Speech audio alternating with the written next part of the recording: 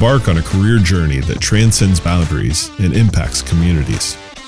Join the state of Nebraska, where innovation meets purpose and your contributions shape the future. As a valued member of our team, discover a broad range of opportunities spanning from public service to cutting-edge technology. Be a part of something bigger, where your skills make a difference, your growth is fostered, and your commitment to excellence is celebrated. With hundreds of positions waiting to be filled, Nebraska state government opens doors to fulfilling careers. Explore these opportunities at statejobs.nebraska.gov. Click on the Find a State Job link and take the first step towards your next great career in the Cornhusker State. This is the Good Life, Great Careers podcast, your gateway to a world of career opportunities within Nebraska state government. In each episode, we present a different state public servant as our honored guest, offering them a platform to share their unique journey in public service. Join us as they provide valuable insights, offer tips, and perhaps unveil exciting opportunities within their state agency.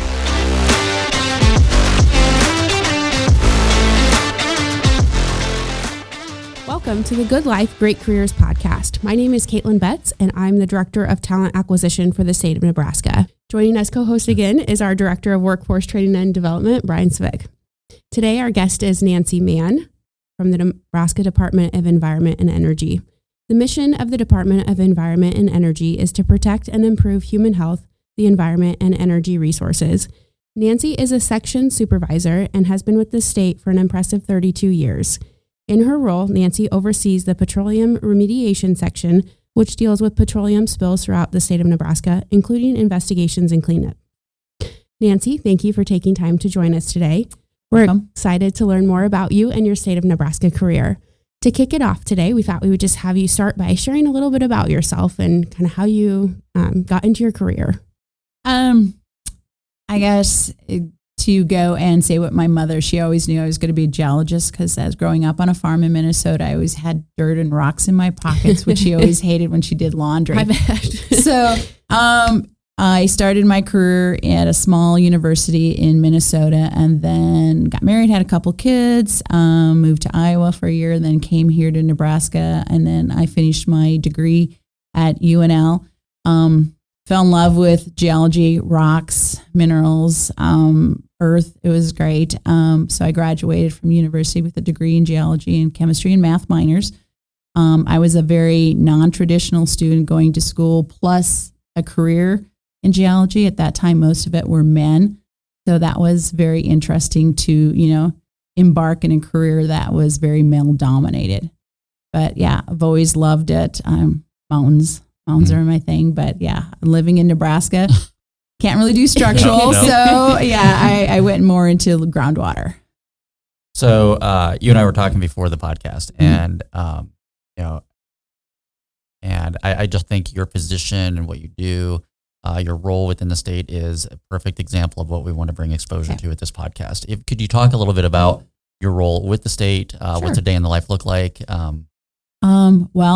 I've been with the same section for 32 years. I started as a project manager.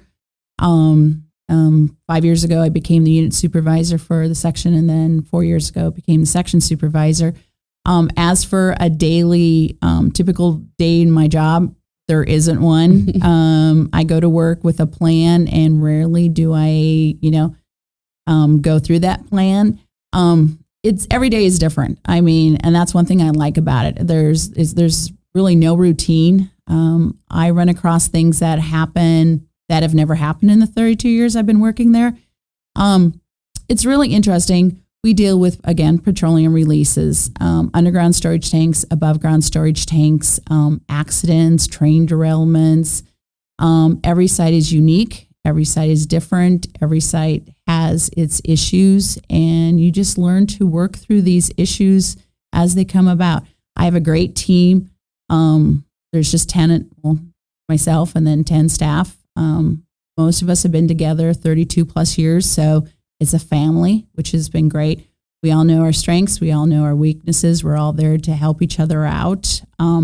It's really a good mix of people. We do have a couple new people.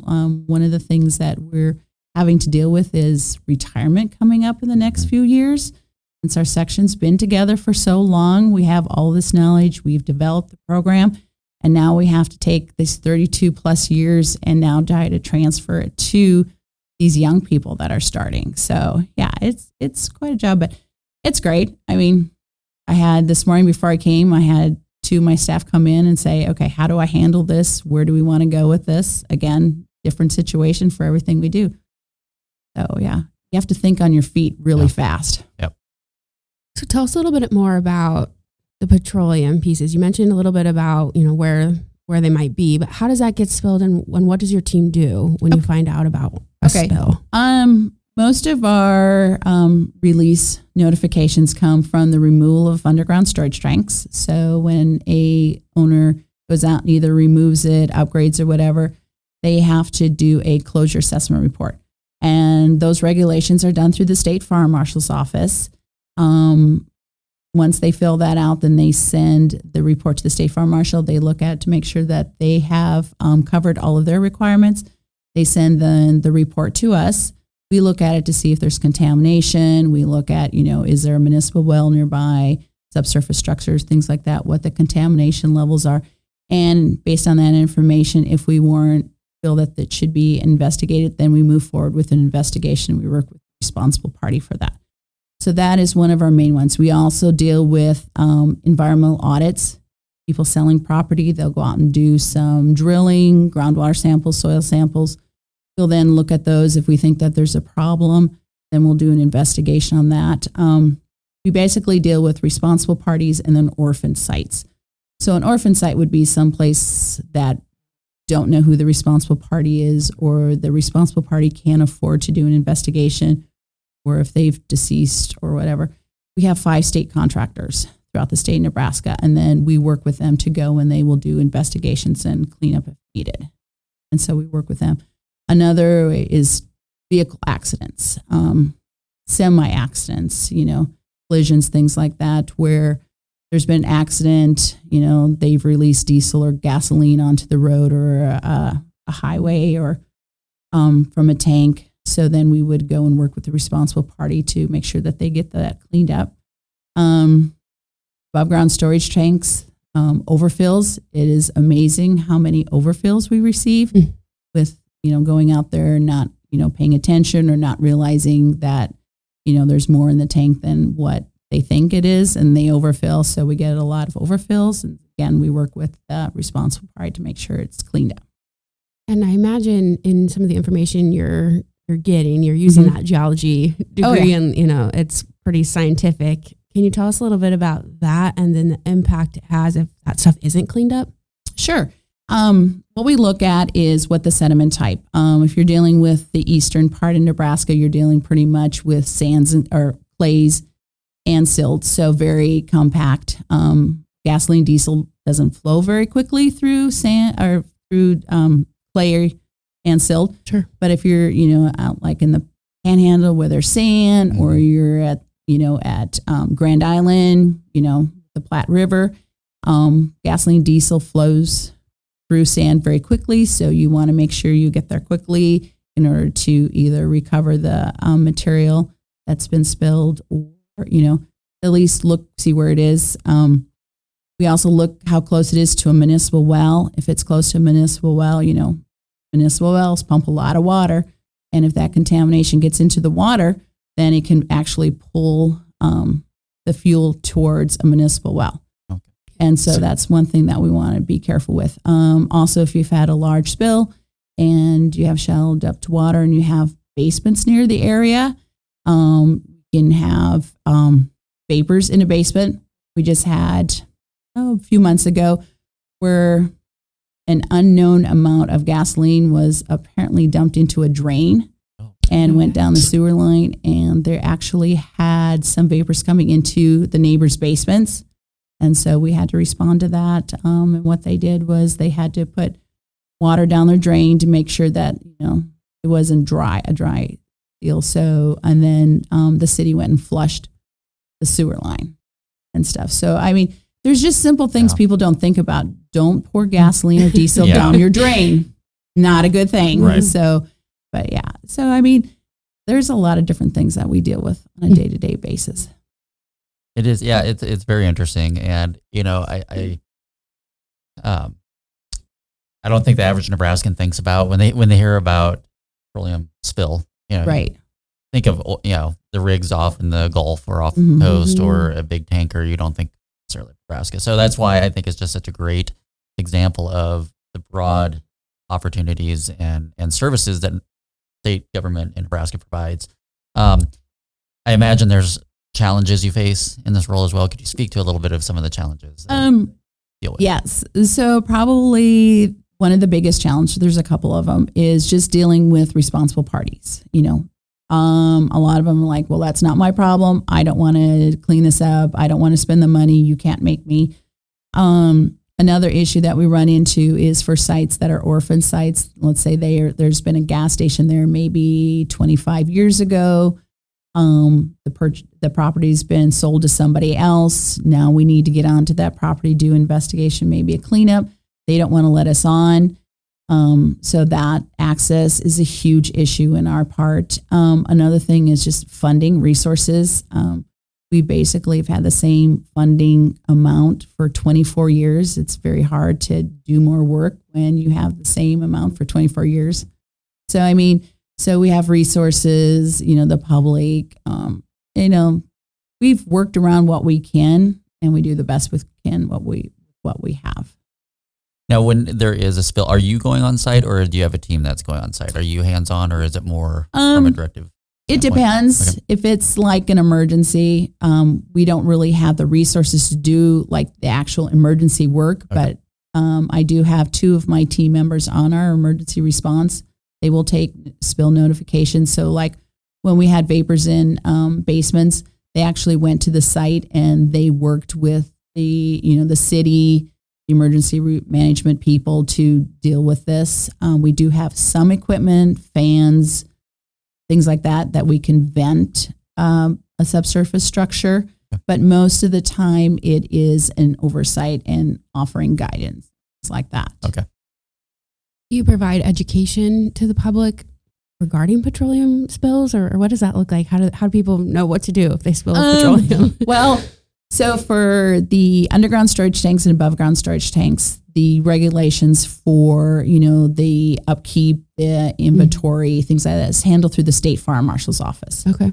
So they handle the licensing for people to remove tanks, install tanks, things like that. Okay. So that is actually a little bit of a complication by having the State Fire Marshal in a totally different agency than ours. A lot of states, they're in the same division.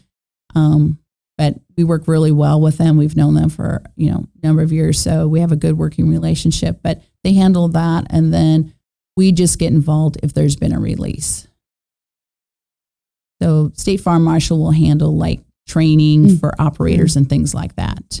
I'd like to step back a little bit just from a broader sense with environment and energy. Could you talk a little bit in a broader sense too about your agency? So, the narrow scope of what you and your team does, but then what are some of the other things that environment and energy does for the citizens of the state? We also have in our division that I'm with, we have surface water. So that'd be anything with surface water. They also do the beach watch.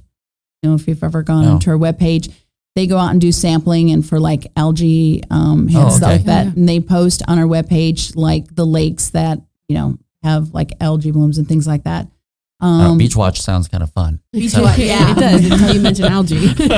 Yeah, it'd be like, don't go to this lake, I've seen don't go swimming in there. Yeah. So, but that's on our webpage where they do a beach watch. So they notify every week, which, lakes people probably shouldn't be swimming in and going to and stuff like that. We also have the Superfund and RCRA sections in our division. So they deal with, all the bad, nasty stuff, dry cleaners, former gas manufacturing plants, former Army ammunition plants, things like that. So they deal with, the really bad stuff that stays around for a long time. And then we also have like an energy. We now used to be the Department of Energy that was incorporated into ours. So they deal with, the grants, for weatherization, things like that, anything with energy. We also have the state revolving fund, which gives grants for communities to go and build wastewater treatment facilities, things like that. Okay. We also have the drinking water. So they deal with this, the testing and sampling and all the regulations for the municipal wells, private wells. There's been an issue with a municipal water supply. They handle that. We also have we deal with agricultural things like spills of chemicals, fertilizer, things like that. Okay. It's handled kind of through our groundwater.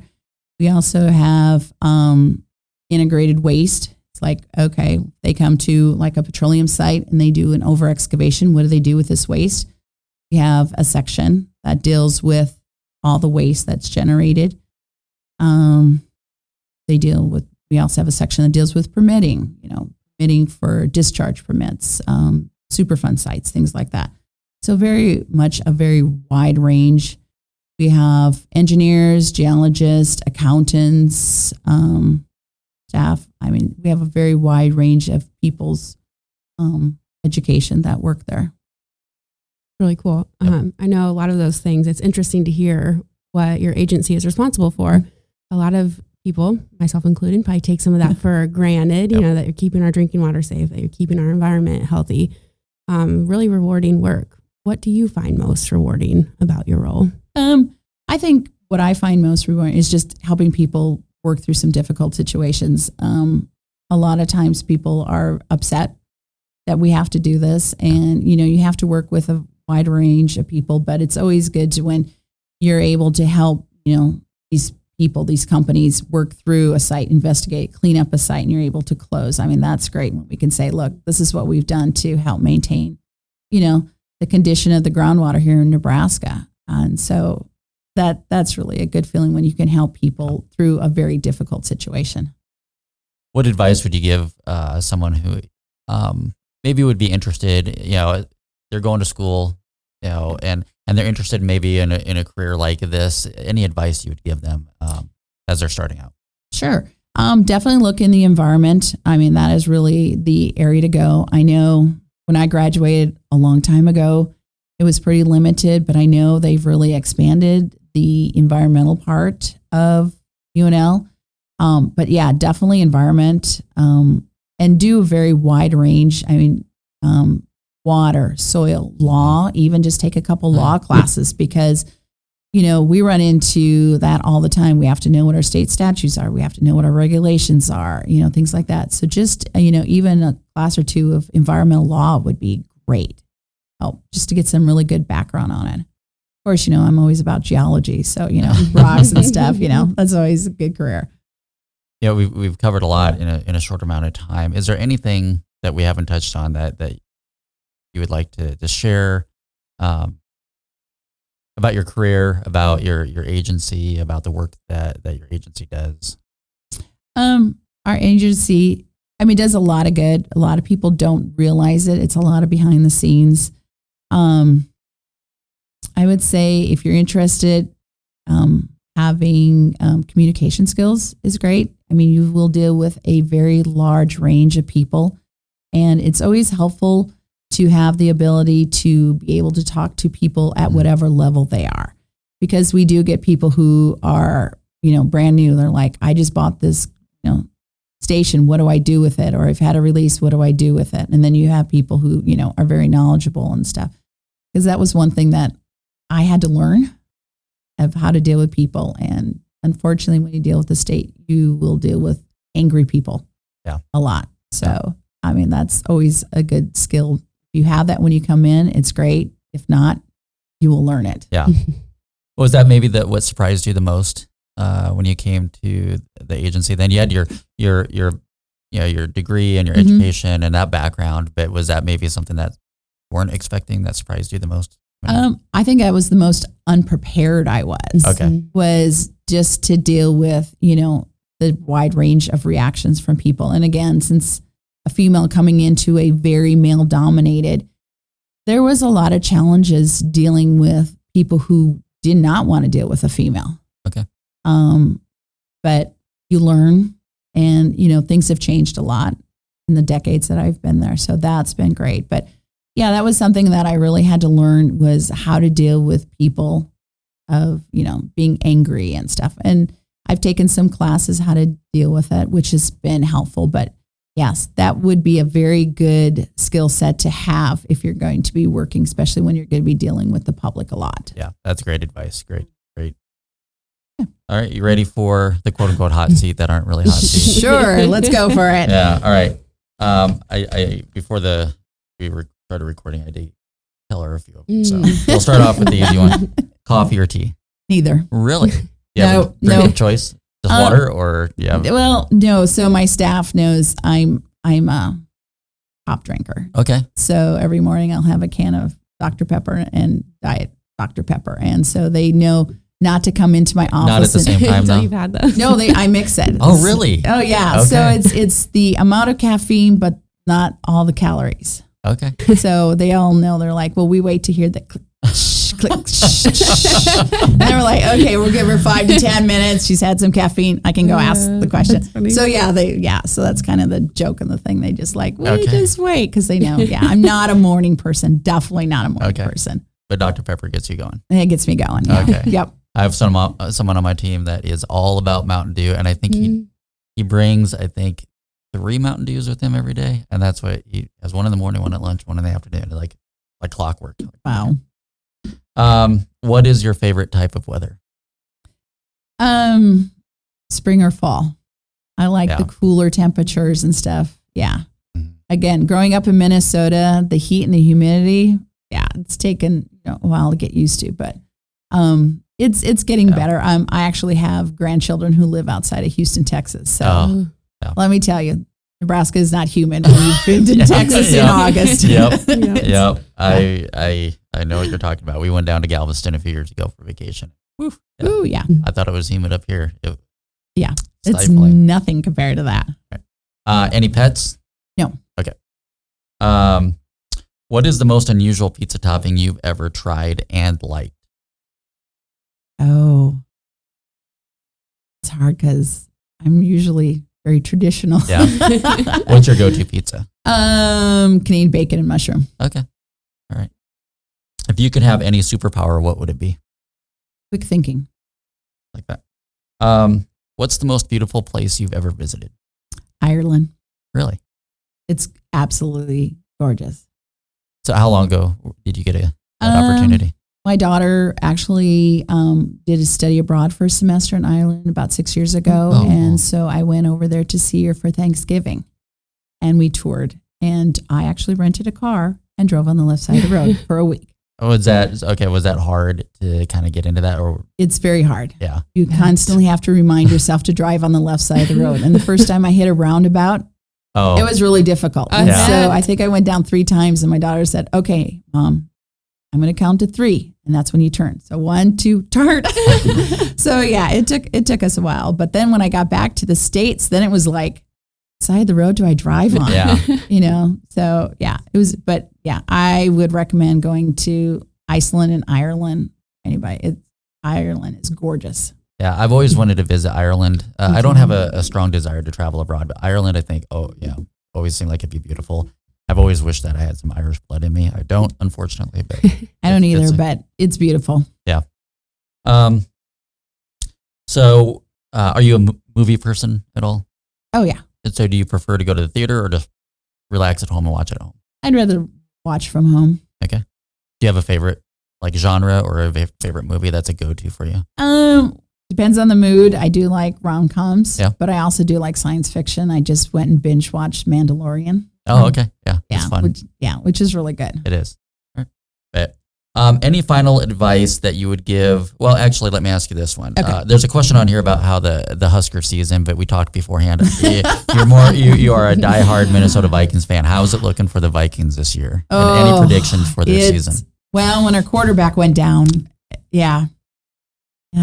So I'm not sure. Being a lifetime Minnesota fan, they always build you up at the beginning of the season, and then you just crash and burn by the end of the season. So I don't know. We're just gonna have to wait and see how things go. Were you sad to see Kirk Cousins? No. Go to really? Not really.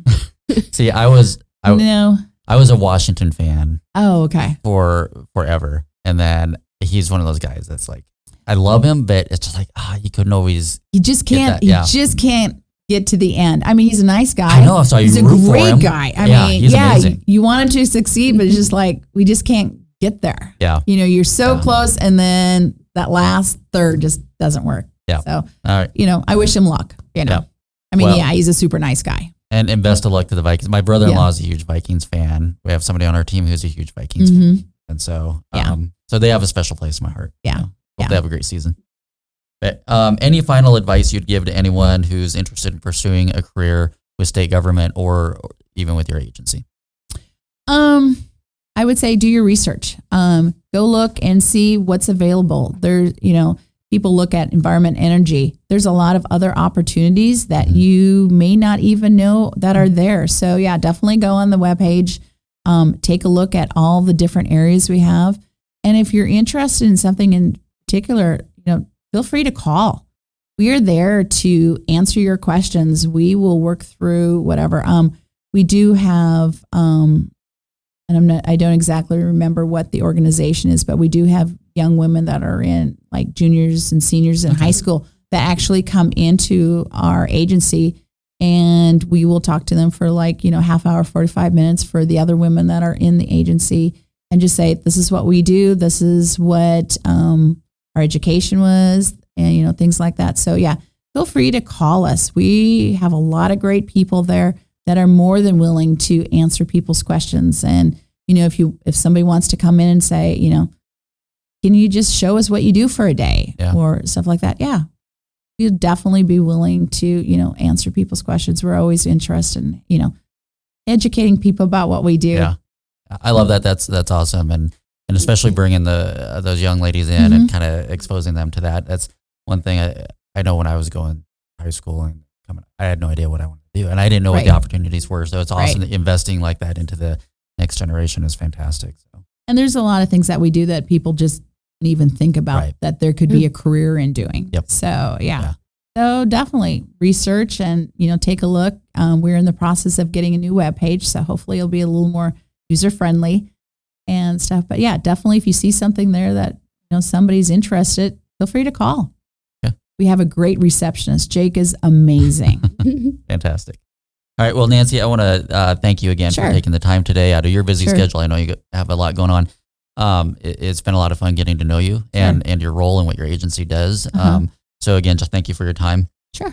To all of our listeners, if you want to check out more about the great career opportunities, including the ones with Department of Environment and Energy, please go to statejobs.nebraska.gov. That's statejobs.nebraska.gov and click on the Find a State Job link, where you'll be able to find information about job opportunities. You can follow us on social media, including Facebook, LinkedIn, and Instagram. And so be sure to give us a follow there, and you'll stay up to date about all the different opportunities that are opening up across state government. If you want to learn more about the Department of Energy, Environment and Energy, go to DEE.ne.gov. That's DEE.ne.gov. There's also a lot of great content on the Nebraska Department of Administrative Services YouTube channel, including these podcasts, all past episodes. So be sure to search for us there, subscribe that button, click the notification button as well, so that way you're notified anytime that future podcasts are dropped on that channel. Again, on behalf of myself, Brian, my co-host Caitlin, and Nancy, our guest, I want to thank you for tuning in and learning more about the great careers here in the Good Life.